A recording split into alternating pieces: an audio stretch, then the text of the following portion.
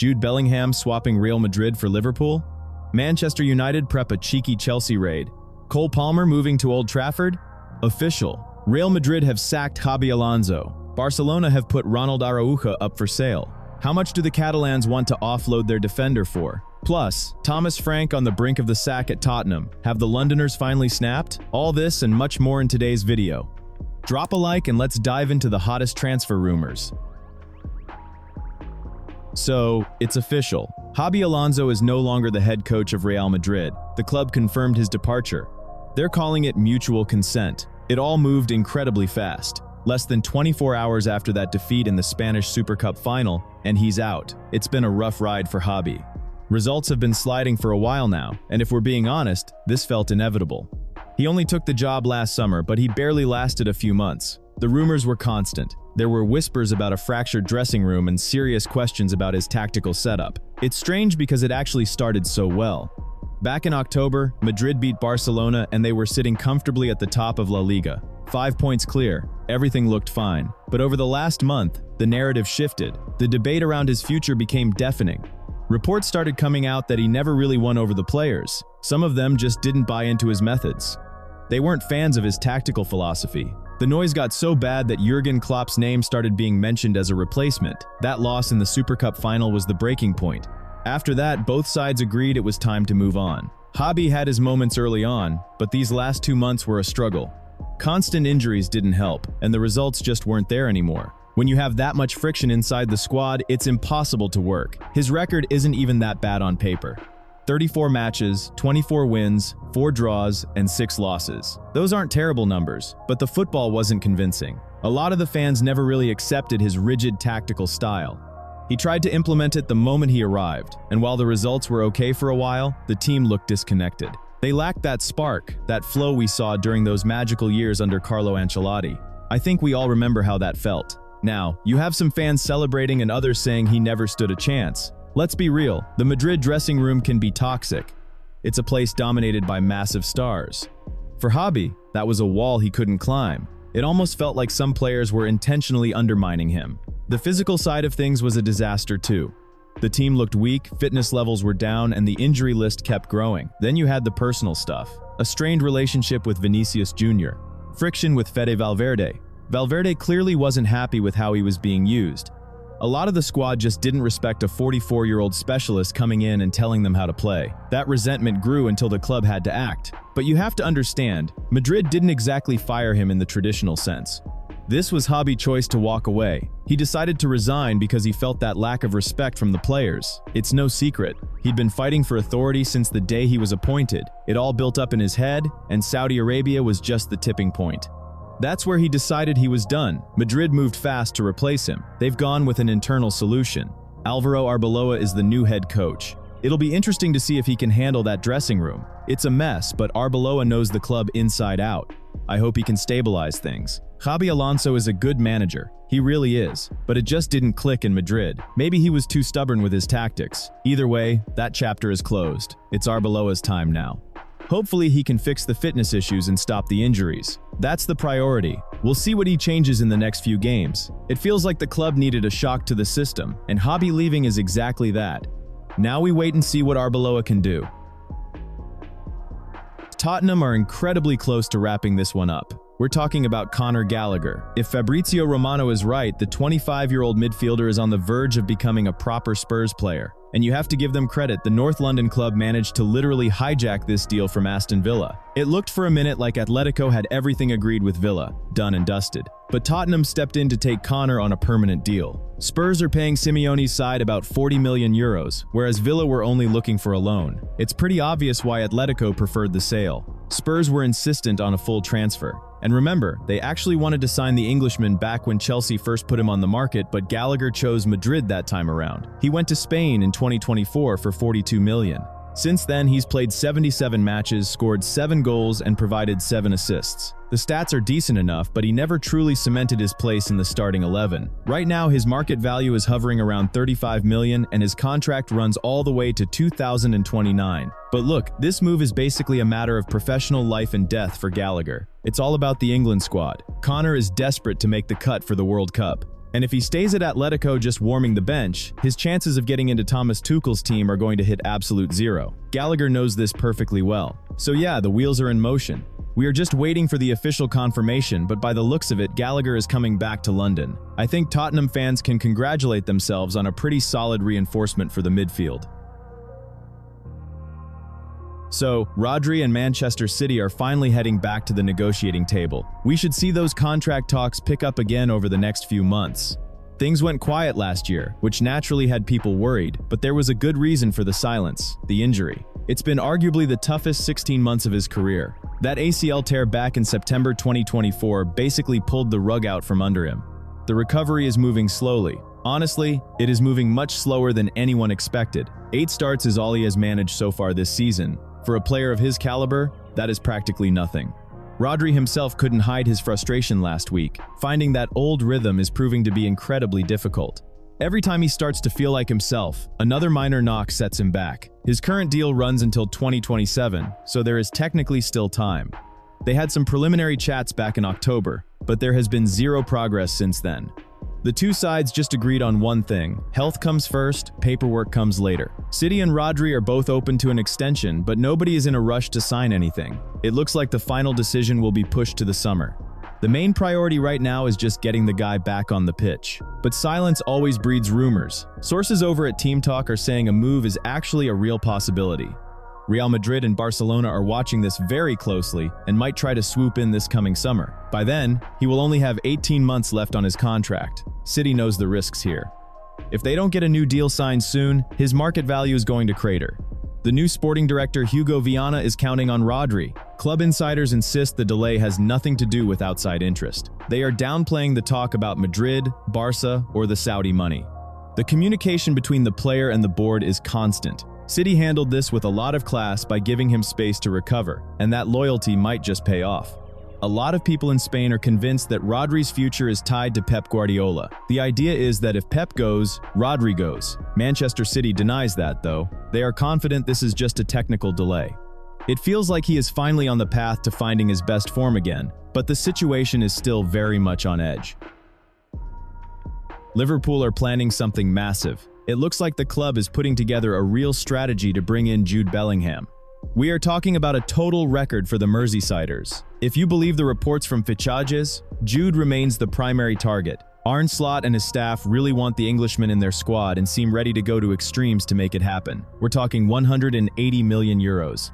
That is an incredible amount of money, even for the Premier League. The Reds have already started moving. Reports say Liverpool representatives have been in touch with the player's circle and have already mapped out his future role.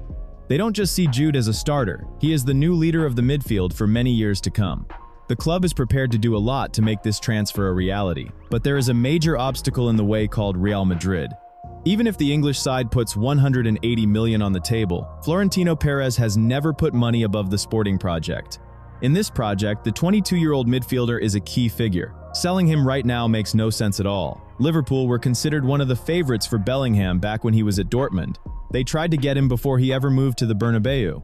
It didn't work out then. Now we are seeing attempt number 2. Jude's market value is currently around 160 million euros. It is worth noting that after the latest updates, his price actually dropped by 20 million. To be honest, even 160 million feels like an overvaluation. 100 or 120 million would be about right. Those are more realistic figures. But you know what else is completely realistic? Subscribing to the channel if you find yourself coming back here like it's your own home. Your subscription right now is an asset that only grows in value, and it doesn't cost you a single cent. If you are one of those silent viewers who watches every video but ignores the red button, just know that somewhere out there, a creator is feeling a bit let down. Fix that right now, and let's keep going. There are still huge expectations resting on the Englishman. The belief is that he hasn't even reached his full potential yet, which explains the high price tag. This move actually fits Liverpool's recent logic. Last summer, the club broke its own transfer record twice, first with Florian Wirtz, then Alexander Isak. Now they are aiming for Bellingham. Liverpool have clearly developed a taste for this. However, Real Madrid are unlikely to flinch. Money is not a problem for them right now, and they aren't looking to let a leader go just for profit. Besides, Bellingham himself seems perfectly happy. He hasn't shown any interest in returning to England. He is comfortable in Madrid and likes his life in Spain. For now, it looks like even a record offer won't convince Real to part with Jude. It feels like a bit of a pipe dream for Arne Slot. You have to understand the scale of these ambitions, but Madrid is the kind of club that can say no to that kind of cash. We can only wish Liverpool luck in these negotiations. They are going to need it. Thomas Frank is still the Tottenham manager. There is a clear rift opening up in the Spurs boardroom.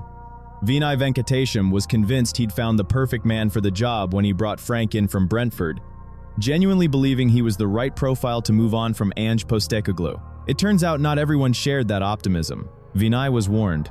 People said Frank doesn't fit the system and that his ideas just don't translate to this group of players. It's like the tactics and the squad are living in two different realities. Most people could see it, just not the people making the decisions. Venkatesham likes Thomas. He thinks he's a great guy. And honestly, the atmosphere at the club is actually quite pleasant. But a nice atmosphere doesn't put points on the board. The players like Thomas too, that's a fact, but do they actually believe in what he's asking of them? That's the big question. When you're sitting in 14th place with 1 win in 7 matches, belief is hard to come by. The pressure is mounting every single day. Spurs are supposedly ready to invest in the squad this month. They want Frank to succeed. On the surface, the club is acting like they don't want to make a change mid-season. No one is officially talking about him being on thin ice. But we know, everyone knows, this is that specific moment right before the end. There is one thing the club seems to agree on. This squad is weak. It is significantly below the level required. The feeling is that no matter who is sitting on the bench, the results would look pretty much the same. So far, Tottenham haven't bought anyone this window. January is ticking by and there's no news aside from selling Brennan Johnson to Crystal Palace. This is the crunch point for Frank. It's time to actually build the team around his system. But will he be given that time? If the results against West Ham and Dortmund don't go his way, there won't be any chances left. Sacking Frank is expensive. We're talking about £20 million based on his salary until 2028. The Dane has only been in charge for 31 games. But in football, patience is more expensive than money. If a winning streak doesn't start now, it's never starting. Frank wants to keep his job and has to fix this. The whole situation at Spurs feels like a slow-motion car crash. Everyone can see the impact coming, but they just keep watching. That league position isn't just a poor run of form, it's a death sentence for the club's ambitions. The players might be smiling in training, but they look lost on the pitch. The tactical model that worked so well at Brentford is stalling here. Maybe it's the scale of the club or just the weight of expectation. At Brentford, you're a hero after a draw. At Tottenham, you're an outcast after a loss. 31 games is enough time to understand a manager, but it's not enough time to build a team. Frank is trapped between his own ideas and everyone else's expectations. Spurs want to play beautiful football, but right now, they're just losing. Vinai Venkatesham is still keeping the faith, or at least he's pretending to. There isn't much left of January. Either new players arrive or the manager leaves. There is no other way out. We'll find out soon enough who was right.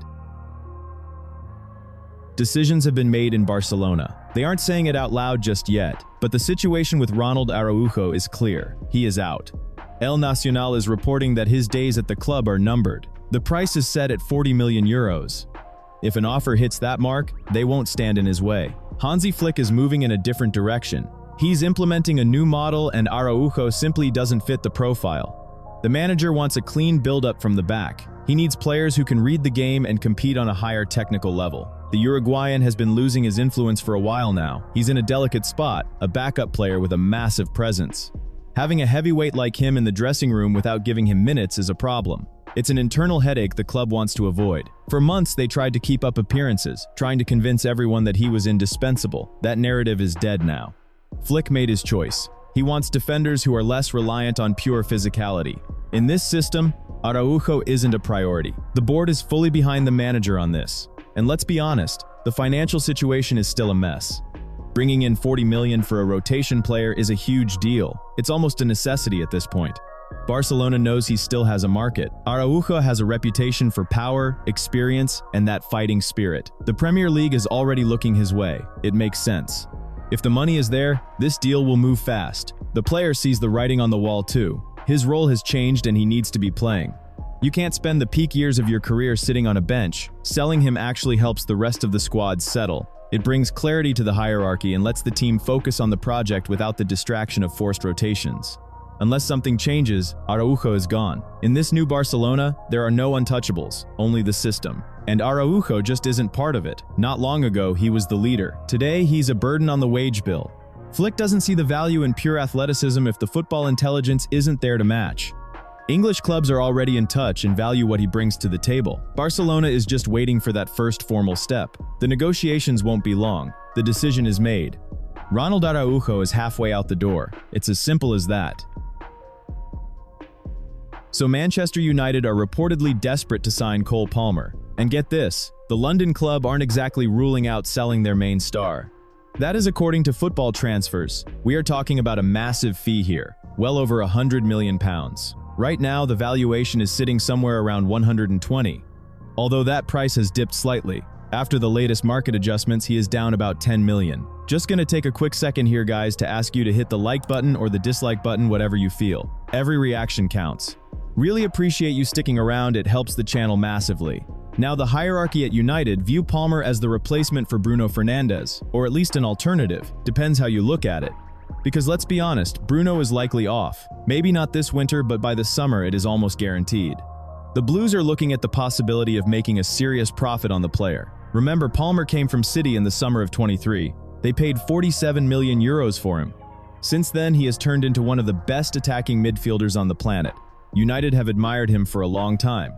There have even been some quiet conversations happening behind the scenes. Palmer is 23 years old. Bruno Fernandes has a very cloudy future. Cole could slide right into that spot at Old Trafford. You have got the constant links sending Bruno to Saudi Arabia. Plus, his big supporter Ruben Amorim has left the club, so there is even more uncertainty now. The captain's future is a huge question mark. Apparently, Palmer is open to the idea of leaving Chelsea. His contract runs until June 2033, which is a ridiculously long time. But the rumors about his future just won't go away. Chelsea are supposedly ready to consider a sale at the end of the season if a properly huge offer comes in. It hasn't been the easiest season for Cole, though. Constant niggling injuries are messing with his rhythm. He has only scored 4 goals in 12 matches. The stats this year aren't exactly popping off the page. Even so, Palmer remains a top-tier solution for United. The real question is why on earth he would want to do it. Chelsea is a bit of a circus right now. But the situation at Manchester United is even more complicated. You also have to remember his history. He is a City Academy boy. That leaves a mark. Although I guess people look at these things differently nowadays. The rivalry lines are getting blurred. I still struggle to believe it will actually happen, though. Even if they offer him massive wages. Even if the conditions are better than London. It all depends on Cole's mood. Chelsea have changed manager again. Another rebuild is starting. There is plenty of demand for Palmer. He has options, or rather plenty of people who want him. But Manchester United seem dead serious about this transfer. £100 million is a lot of money, but for United that is not a barrier. When you need to change the leader of the team, the price tag doesn't matter. Bruno is aging.